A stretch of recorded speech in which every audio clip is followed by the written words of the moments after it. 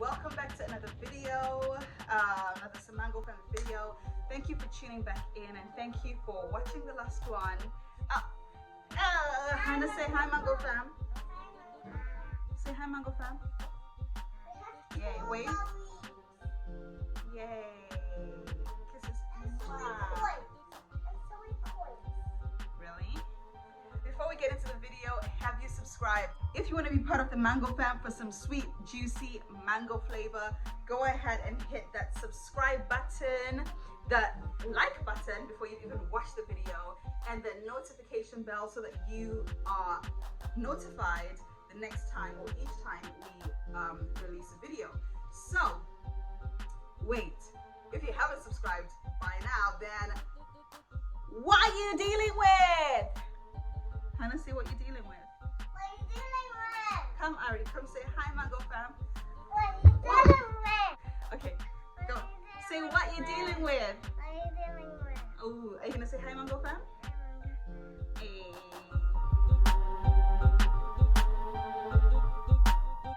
We announced last week that we're expecting baby number 5. You know what? The reactions that I've gotten from people, from family, friends, when I told them. Before I told them, I had to tell people, like, just make sure you're sitting down. I hope you're not walking down the stairs.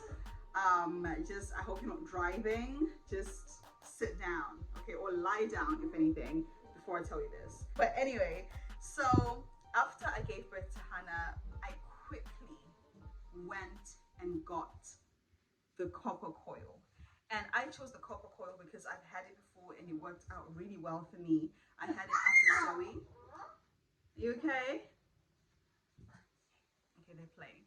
I had it after Zoe and it worked out really well for me, and it was the most natural option according to my research, because it does not carry any hormones, just like the implant and the pill. And I didn't want anything with hormones because I didn't want weight issues that I couldn't control. I didn't want to be moody, to have all these hormonal issues, hormonal imbalances. I didn't want to break out. Yeah, it was just, I just didn't think it was worth it. So I went with the coil, the copper coil. But yeah, as you can tell, it did not work for me this time round. So immediately after Hannah, I think when I got my 6-week clearance, I went and I got my copper coil. So I had it for about almost 2 years, actually, like a year and a half, maybe, yeah, a year and a half. And it was going great. You know, I didn't have to worry about anything. I didn't have to think about contraception and or hormonal stuff. It was working out for me until I started feeling super tired, like fatigued, as in I could not do anything. And the only time I've ever experienced that level of tiredness and fatigue has been in the first trimester of my pregnancies. But this was even like ×2 what I've experienced in the past.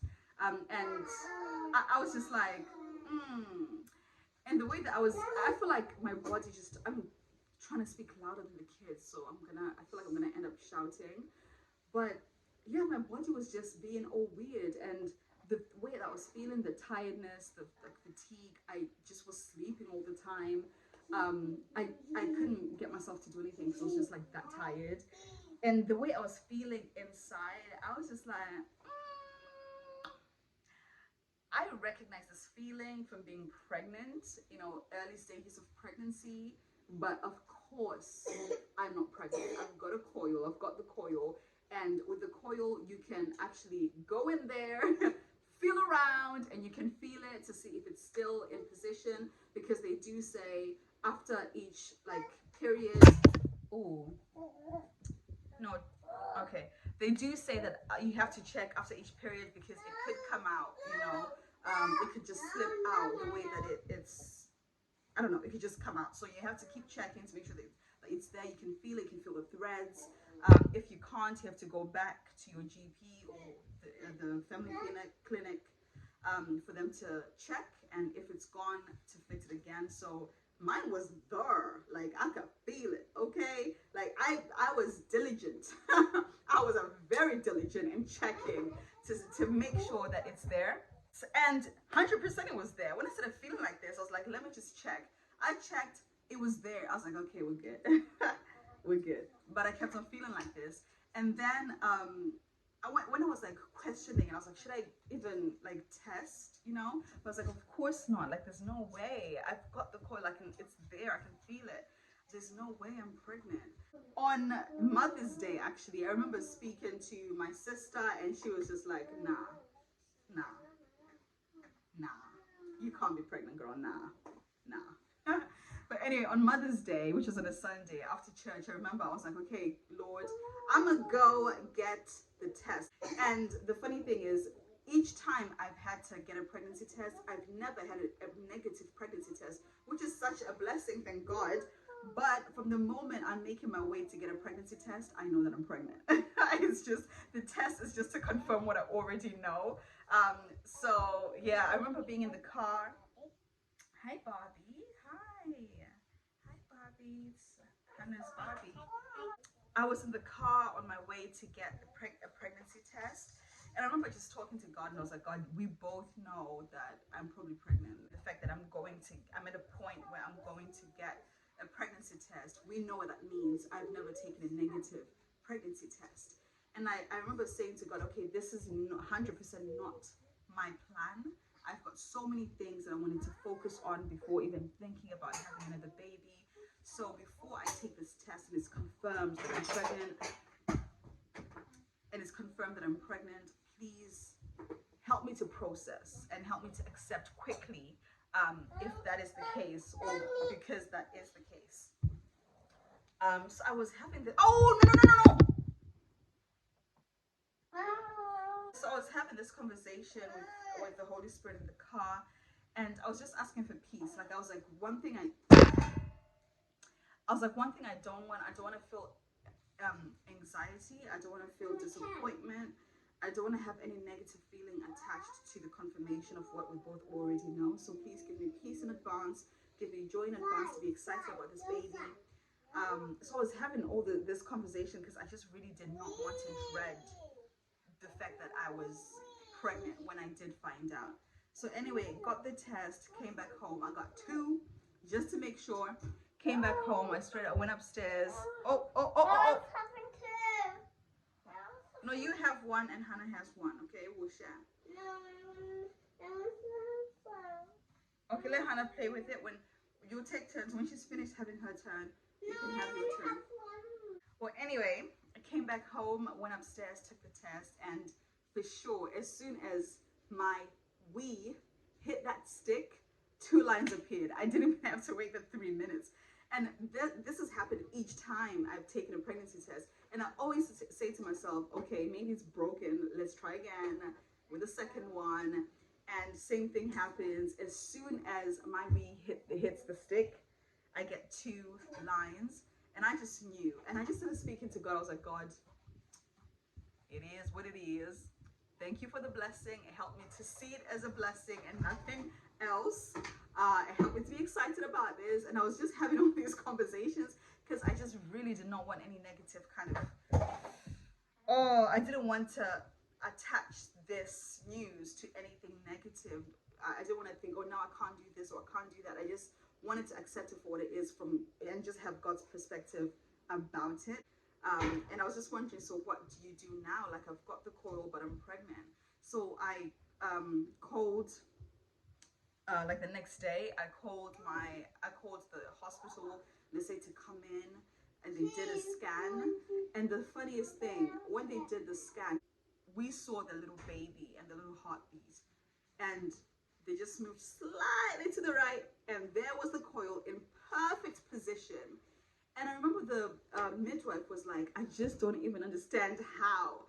And she's like, it's a 1 in 10,000 chance that someone can get pregnant whilst on the coil. Is the most effective contraception that we recommend for effectiveness. And I was like, okay, of course I gotta be the 1 in 10,000. Of course, I gotta be the 1 in 10,000. But yeah, the coil was right there. You could see it in the scan. So we did a consultation, and When we did the consultation, the doctor who was meant to see me went and got another doctor. And the other doctor was like, I'm just so excited. I've never seen this in my career. I just want to see what's going on and hear what you've got to say. So they said that they are recommended to take it out straight away. But there's a really high risk of, yeah, there's a really high risk of miscarriage. So they said if we take it out now, there's a high risk of miscarriage because obviously everything is still quite delicate in there. But if we leave it, there's also an opportunity for infection. There's a risk, not opportunity. There's a risk for infection, which can also lead to miscarriage. And as the baby grows, the coil could dislodge and start to move up, and it could perforate the sac, which could also lead to miscarriage. So basically all the options they gave me were going to up, according to them, there's high, not just a risk, but high risk of miscarriage. So they were kind of trying to tell me on a slide that, you know, we don't think that, we just think this is going to end in miscarriage. So do you want a miscarriage now or do you want a miscarriage later? That's kind of how they were framing it. So they were both looking at me, they were like, this is what we're recommended to do, to take it out now, but it's up to you because there is not enough information, not enough studies to tell us what the best thing to do is in this situation. Both of them were just looking at me and they're like, so what you gonna do? We can literally go and take it out right now. Or you can have a think about it. I was like, no, I for sure need to have a think about it. I don't like making decisions from a place of fear or from a place of anxiety or because I'm thinking, oh my gosh, I'm scared. I don't like making decisions that way. So I was like, I'm gonna speak to Derek, I'm gonna speak to my mom, and I'm gonna for sure pray about this, speak to God about this, because he's the one who did it. You know, I mean, I was doing all that I could to prevent this and it still happened. So I'm gonna need to take some time. So they're like, okay, take some time, but don't take too much time because you're at, you know, high risk of miscarriage. They just kept on reiterating this, and I was in my mind, like when I left in my mind, and when I left the office, their office, in the car back home, I was just like, I cancel every report of miscarriage or premature death, and I will never have a seed that will die before its time. I will never, like, I started speaking these things, and I was just like, no, because they were saying, well, it's an unwanted pregnancy. I was like, no, it's an unexpected pregnancy, not unwanted. It just came earlier than I would have, you know, preferred according to my my plan, my 5-year plan. Yes. No. Anyway, I did go home, speak to the relevant people, and I prayed about it. And when I was praying, I just did not feel at peace about taking it out right then and there. And I was just like, okay. And I just had, for some reason, like the number 14, like 14 weeks. I just was like, okay, let me reach 40. Like, this is when I was praying, I was like, I felt most at peace about getting to 14 weeks and then taking it out. So I was like, okay, I'll get to 14 weeks. And then when I get to 14 weeks, I'll speak to my midwife about taking it out. Because not because I know for sure that there's no risk, but just because that's what I feel that my peace is leading me to do. You know, that's the decision that I feel most at peace with. So yes, got to 14 weeks, spoke to my midwife, and I had to wait a little while. Yes, Mango fam. So my camera actually just ended up dying. The battery died and I didn't realize. So I kept going, told the whole story, only to realize at the end that it stopped halfway. So anyway, what I was saying, I'm gonna cut the long story really short now. I ended up getting the coil taken out at 17 weeks, just over 17 weeks. I really had to strongly insist that the doctor take it out, and even with me strongly insisting, he was pushing back so much. And I had to say to him, to be honest, you know, you don't seem very confident that you can do a good job with taking this out, and that's making me quite anxious. And when I said that, and it's it was a very I don't know, I had to say it because the way he was pushing back, it was too much. And that's when he was like, no, I can do it, no, I can do it, let's do it then. and you could just tell he was so nervous. And you know, everyone was kind of passing the buck to each other. No one wanted to do it, and I think it's just because it's so risky. No one wanted to be the one to do it, so he ended up doing it, and he did a great job. It was quick and easy. It was literally 5 minutes. It came out, and he just said, take it easy the next few days, which I did. Someone asked me a question. They said they knew someone who is in the same situation as me. They just found out that they're pregnant whilst they're on the coil. And do you know what? It actually is starting to seem very common to me. And I'm thinking, is this something in the water? Do they change the way they make these copper coils? But why is it, like, why is this happening? But anyway, they asked me what they were asking for a friend, and they said, what do you think they should do? And obviously I'm not gonna give anybody no advice when it comes to this, but I will say everyone that I saw when I still had a coil in, a medical professional, whether it was a midwife, a doctor, a nurse, every single one had a different opinion. There was one consultant, a doctor, who said, just leave it in, it's no harm, the baby will probably come out holding it. Someone said, if you leave it, it might perforate the sac and you're gonna get a miscarriage. Someone else said, you have to take it out right now. If you leave it, infection. Someone else said, you should have taken it out ages ago, now we don't know what to do. Like, everyone has a different opinion, and because there's not that many studies in the UK about this sort of thing and what to do in this situation, I would really say you have to lean on God completely. Whatever decision you make, like at whatever point or whatever stage you decide to take it out, it has to be accompanied by peace. Like, you just have to know, if this goes right, if this goes wrong, either way, I just have the peace of God, and I know that this is the right decision for me. It seems there's no right or wrong answer when it comes to this. So if you're in the same situation as me, congratulations, first of all, and seek God and seek wisdom. Okay. But yes, so that's it for today for me. Thank you so much again for watching this video. Please subscribe, and please just let me know in the comments, like, what do you think of this bizarre story? Do you know anyone else who got pregnant whilst on the copper coil or on any kind of contraceptive? Oh, my third baby, Ariel, I got pregnant whilst I was on the pill. Okay, so apparently contraception my body just laughs at it. And it's like, what you think you're gonna do? Nothing. But yeah, let me know in the comments, do you know anyone else who's been through something like this? But yeah, I hope you had a good laugh from this story, and I hope you're encouraged somehow. But that's it from the Simango fam today. Until next time, guys, please make sure you subscribe and hit that notification bell. We hit 200 subscribers. Let's get to 300. Okay, until next time, bye.